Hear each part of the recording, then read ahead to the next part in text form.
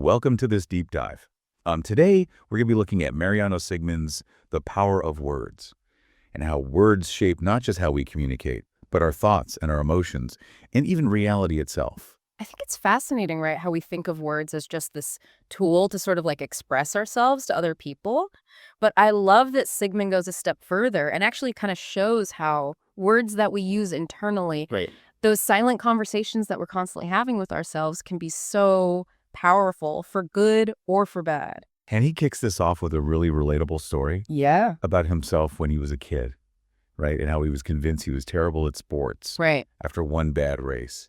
Yeah. Which is such a perfect example of what he calls this fake news about ourselves. These limiting beliefs that we create based on these like small experiences. It's so true. It's like we're our own worst critic, right? We're just like clinging to all this negative stuff about ourselves, Totally. even when sometimes there isn't even evidence to support it. And then Sigmund brings up this research that suggests that fake news, whether it's about ourselves or the world around us, Yeah. it spreads so much faster than the truth. It's crazy. Right. So it's like those negative stories that we tell ourselves are probably stickier than we realize. Right? Yeah. You would think our brains would be better at filtering out the noise, especially about ourselves. Absolutely. You would think so. But you know what? This brings us to another one of his key concepts that I find so interesting, and that's this idea of language being reflexive. Yeah. And the fact that the words that we use to describe how we're feeling actually influence how we experience them. Oh, interesting. So it's like saying I'm sad isn't just expressing sadness, almost like amplifying it. Oh, so you're like feeding the emotion by giving it a name. Totally, totally. And it goes beyond that internal world that we have. Right. Sigmund even brings up George Soros, who's this, renowned investor. Yeah. And Soros has this strategy that's really built on recognizing that our understanding of the world, especially in finance, is always going to be imperfect. So he's basically saying that even in the world of finance, like beliefs can influence reality. Exactly. It's like this self-fulfilling prophecy on this massive scale. That's wild. Yeah, it is. Like I never really thought about it like that. It makes you think, right? Like how much impact our words have. Totally. And the stories that we tell. It's huge. And yeah, even like the stories we tell ourselves. Yeah, and that leads us to, I think, another one of his great concepts, which is the court of opinions. Okay. Which is how he describes how our minds work. So it's like we all have these different internal voices, Right. all these different perspectives that are constantly kind of debating within us. Yes. And it's the words that we use, the information that we take in, that can really sway those internal debates. Oh, that makes so much sense. Like I think about when I'm trying to make a decision and I just feel like I have all these different voices in my head. Absolutely. Pulling me in different directions. It's like this internal battle. And this is where I think dialogue comes in. And Sigmund argues that having these thoughtful conversations with other people can really help us become more aware of what those internal debates are, which can then lead to more, I think, nuanced and considered thinking. It's like having an external sounding board Totally. for those internal conversations. 100%. And you know what? Sigmund even points to this research that shows that groups consistently come up with more accurate answers to these complex problems than individuals working alone. Wow. I would have thought it would have been the other way around. It's so interesting, right? That's fascinating. But he does say it's not just any conversation. Right. It has to be a dialogue where there is a certain level of open-mindedness, respect for different perspectives, and like a genuine willingness to listen to what other people have to say. So it's not just about talking more. It's about like talking better. Totally. Huh. We need to create the right conditions for these conversations so that they can be productive. I loved it. Now let's move on to something else that he talks about that's so interesting. Okay. The tip of the tongue phenomenon. Oh my gosh. You know that feeling? The worst. When you know that you know a word, but you just can't get it out? Yes. So frustrating. It's like one of the most frustrating feelings, especially when it happens during like a presentation or something. Of the worst. But as annoying as that is, that phenomenon reveals something so fascinating about how our memories work. Okay. Because Sigmund explains that memory isn't just about remembering facts or events. Right. It's also so deeply intertwined with sound. Oh, wow. And even taste. Interesting. He has some really great examples in the book that show how specific tastes or sounds can trigger these memories in ways that we wouldn't even expect. It's like there's so much more going on beneath the surface of language than we even realize. Right. It's not just about the words themselves. 100%. All these other like sensory experiences that we have that are woven into our memories.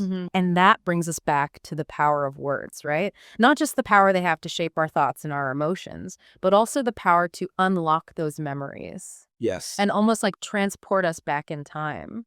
That is mind-blowing. It is. I'm already seeing how this deep dive is like having implications for so many aspects of my life. I know, me too. But I think we need to take a moment to like process everything that we've talked about so far. Yeah, let's take a little pause and then we'll come back and we'll talk about the fascinating ways that words influence our decision-making and even our capacity for creativity. Sounds good. I'm ready for that. So before the break, we were talking about how our memories are so closely connected to sounds and even tastes. Right. And it's like words have these keys that can unlock these sensory experiences and like bring them back to life. It makes you wonder if we can like use that knowledge to our advantage. Like can we actually use certain words or sensory cues to like boost our memory or maybe even our creativity? That's a really good question. And it's actually something that Sigman touches on when he's talking about the connection between language and creativity.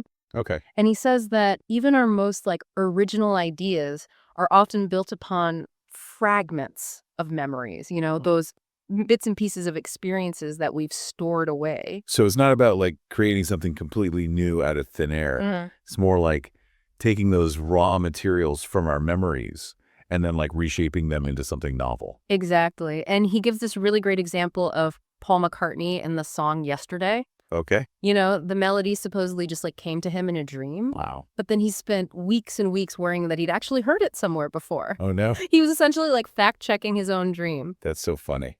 I know. It's like our brains are constantly remixing and reimagining the world, even when we're not consciously aware of it. That's wild. And this kind of brings us to this really interesting concept called infantile amnesia. So most adults can't actually remember anything from the first few years of their lives, Right. even though our brains are developing so rapidly during that time. Yeah, it's like a whole chapter is just missing. It is. And one theory is that those memories are gone because we don't have the language skills to encode them. Oh. So we actually need words to solidify those early experiences into memories that we can access later in life. That's so interesting. So it's like language isn't just about expressing our memories. It's actually essential for like forming them in the first place. Exactly. And it highlights how powerful language is in shaping our sense of self. Right. It's through language that we create our personal narratives, the stories we tell ourselves and other people about who we are and where we come from. This reminds me of when my family and I moved to a new country with our kids. Oh, yeah. They were really young at the time. And I was so worried about how they'd adapt to this completely new environment. Right. I can only imagine. But my mom gave me this great advice. Okay. What was it? She said, don't focus on what's different. Focus on what's the same. Oh, I love that. Yeah, so we started pointing out all the things that wouldn't change, Yeah. like trees and cars and ice cream. Even doorknobs. Even doorknobs. That's brilliant. And it really helped them feel more at ease. It's like we were taking this piece of our familiar world with us. Yeah, that's such a beautiful example of how you can use language to create this sense of stability in the middle of all that change. Totally. It also really emphasizes how important personal narratives are in shaping how we understand ourselves and our place in the world. I never thought about it like that. Yeah. But it makes sense. The stories that we tell ourselves, the words we use to describe our experiences, they all shape our identity. Exactly. And that brings us to another important aspect of language, which is its role in decision-making. Okay. Because Sigmund says that the words we use, the way we frame choices, can really have a big impact on the decisions we make. So it's not just about the options themselves, but how those options are presented to us. 100%. And he uses this classic example of the framing effect. Okay. So imagine you're being offered 2 treatments for a disease. Okay. One is described as having a 90% survival rate. Okay. And the other is described as having a 10% mortality rate. But it's the same outcome, right? It's just worded differently. Exactly. But the research shows that people are way more likely to choose the treatment with the 90% survival rate. Wow, that's so interesting. Even though both of them are equally effective. Wow. So these small changes in the language can actually influence how we see things and then sway our choices. That's great. It is, and this has a huge impact in the real world. Like Sigmund talks about how politicians and marketers use framing all the time. Of course. To influence our opinions and even our buying decisions. Yeah. It's all about making the positive stuff stand out and then downplaying anything negative. So if we become more aware of how language is being used to frame our choices, it can help us become more informed, consumers and citizens. Totally. Yeah. Because when we recognize that framing effect, we can start making decisions that are much more in line with our values and what we actually prefer. Right. Instead of just being swayed by clever wording. Yeah. I feel like I've definitely fallen for that before. Oh, me too, for sure. Like now I'm thinking about all the decisions I make. And if I was influenced by this, I think we all are. that's why it's so important to understand these subtle influences of language so that we can take back control. Absolutely. And make choices that are really in our best interest. 100%. This is all so fascinating. I know, it's amazing. It really is like we're peeling back all the layers of language to reveal its hidden power. Totally. But I think we need to take another short break. Okay. And when we come back, I want to talk about how words can be used to regulate our emotions and build stronger connections with other people. Sounds great. I'm ready for that. Okay, so we've been really digging into this idea of the hidden power of words, right? How they shape our memories, how they can influence the decisions that we make, and even how we see ourselves. And now I'm super curious about how all this can actually impact our emotions and our relationships with other people. Yeah, that's a great place to pick up our deep dive. And Sigman actually spends quite a bit of time in the book exploring how we can use words to kind of regulate our emotions, for better or for worse.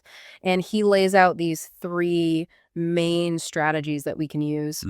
Distraction induction, and then something that he calls resignification. Okay, so let's break those down. Okay. Distraction, I feel like, is pretty straightforward. If you're feeling kind of overwhelmed by something, you just shift your focus to something else. Right, exactly. But Sigmund actually highlights some research suggesting that while distraction can give you a temporary break, it can also have these hidden costs. Oh, interesting. So studies show that even though you might feel less distressed in the moment, your body could still be reacting as if the emotion was still there. It's almost like we're pushing the feeling down, but it's still kind of simmering under the surface. Exactly. It's like putting a Band-Aid on it. Right. And that's where resignification comes in. Okay. And this is about using language that's a little more precise, a little more nuanced to reframe how we understand an emotion. Okay.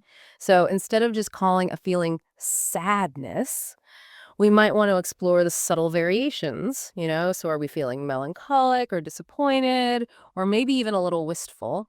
So it's like we're using words to create this higher resolution picture of what's going on inside. Exactly. And that can help us navigate our emotions more effectively. Yes, and Sigmund actually argues that this approach can be way more effective in the long run than just trying to distract yourself from an uncomfortable emotion. Interesting. Yeah, he talks about this research showing that people who use resignification techniques actually experience a reduction in the way that they experience the emotion. Wow. And also the physiological response. So we're not just calming our minds, but we're calming our bodies too. Yeah. Totally. And he goes even deeper into it. He takes us on this little tour of our neural networks. Okay. And shows us how resignification can actually change the way our brains process and respond to these emotions. It's like we're rewiring our brains. 100% to experience things in a healthier way. So does this apply to any emotion, even though really tough ones like anger or fear? Sigmund definitely believes that we can use resignification to reframe even the most challenging emotions. Okay.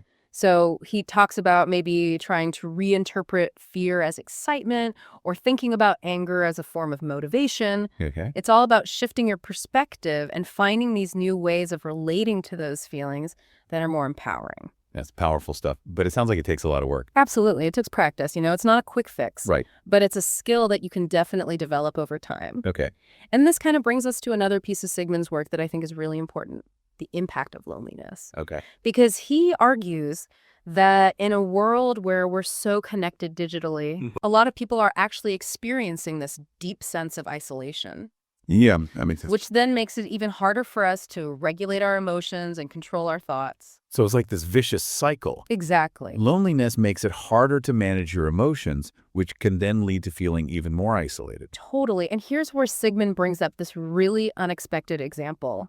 The Hulk. The Hulk, what? Yeah, so he uses the Hulk as this kind of caricature of what happens when anger is just totally unregulated. Okay. So he points out how the Hawk's transformations are triggered by fear and stress, and how his anger, even though it's powerful, is ultimately really destructive. Oh, so it's like a cautionary tale about the dangers of uncontrolled anger, Yeah, reminding us that we have to learn to channel that anger in a way that's not going to like burn us up inside. totally. And Sigmund says this applies to all of us, not just people with superpowers. Right. Uncontrolled anger can damage our relationships, our health, even just our overall well-being. So how do we manage that? Well, he suggests some really practical things like taking deep breaths, Hmm. trying to reframe the situation, and even using humor to diffuse the tension. Humor. Mm. Really? Can you actually laugh your way Yeah. out of anger? Sometimes, yeah. Sigmund actually points out that humor can create a little bit of distance from whatever's going on, Okay. and that can help you gain some perspective and calm down. It's like taking a step back from the ledge. Exactly, before you fall off. But what about those times when anger is justified?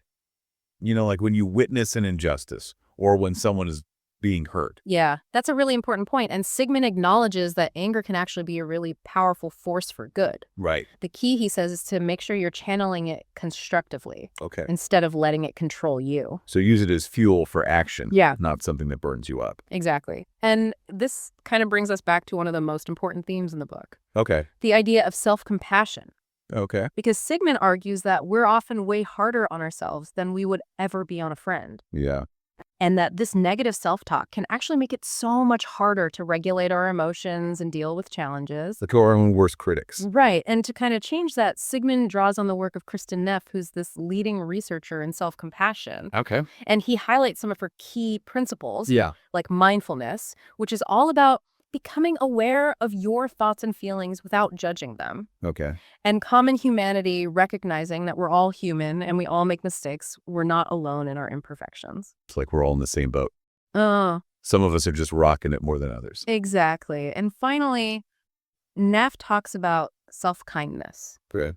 Treating yourself with the same care and compassion that you would give to someone you love. It's like you're giving ourselves permission to be human. Exactly. Flaws and all. Right. And the research actually shows that self-compassion can have such a big impact on your well-being. Really? Yeah, people who are more self-compassionate tend to experience less anxiety and depression and stress. They're also a lot more resilient when they're dealing with tough situations. So it's like a superpower that we all have, but we forget to use. Totally. And Sigmund believes that this is absolutely essential for regulating your emotions. Okay. Because when you can be kind to yourself, even when you mess up, you're much more likely to approach your emotions in a way that's healthy and productive. Mm-hmm. I love that this has been such an amazing journey. It has. We've gone through so much, from how words can shape our memories to how they can influence our decisions to the impact they have on our emotions and relationships. It's been great. It really has. And the takeaway here is that words have this incredible power, but it's a power that we have control over. Absolutely. We can choose the words that we use, the stories that we tell ourselves, and the stories that we tell other people. It's like we're all authors of our own lives and we get to write our own story. Exactly. And as we wrap up this deep dive, I really encourage you to think about the words that you're using in your own life. Are they empowering you, or are they holding you back? Are you talking to yourself with kindness and compassion? Such great questions. Thanks so much for joining us on this deep dive into Mariano Sigman's The Power of Words. Of course. I hope you found it as thought-provoking as we did. Me too. And remember, the journey doesn't end here. Keep exploring, keep questioning, and keep using the power of words to make your life even better. Couldn't have said it better myself.